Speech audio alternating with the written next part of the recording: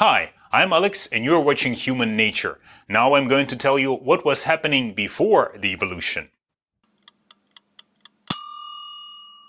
It is extremely difficult to explain how even a simple universe began, but it would be even harder to explain the sudden springing up of complex ordered life.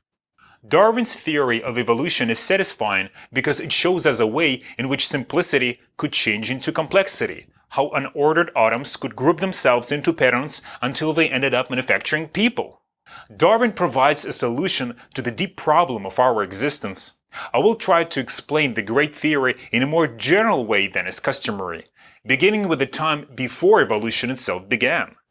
Darwin's survival of the fittest is really a special case of a more general law of survival of the stable. The universe is populated by stable things. A stable thing is a collection of atoms that is permanent enough to deserve a name. The things that we see around us and which we think of as needing explanation, rocks, galaxies, ocean waves, are all to a greater or lesser extent stable patterns of atoms. Soap bubbles tend to be spherical because this is a stable configuration for thin films filled with gas. Salt crystals tend to be cubes because this is a stable way of packing sodium and chloride ions together. Other, even more complex atoms are being formed in stars all over the universe, ever since the Big Bang, which initiated the universe. This is originally where the elements of our world came from.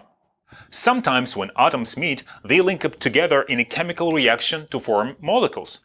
Such molecules can be very large. A crystal, such as a diamond, can be regarded as a single molecule.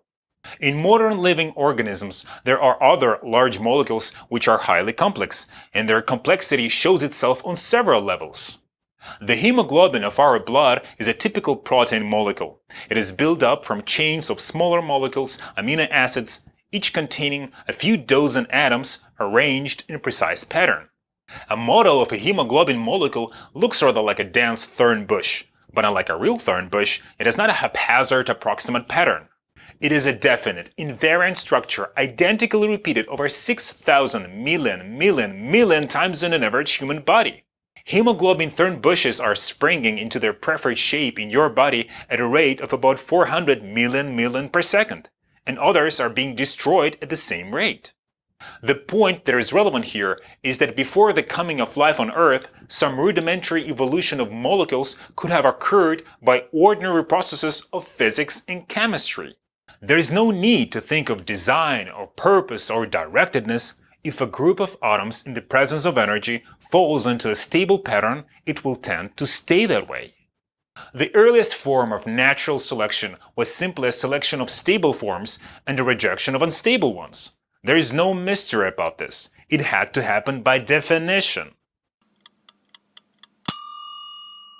So next time you want to impress your friends, just tell them the story about the diamond. Please like this video and write down what do you think about it in the comments section. See ya!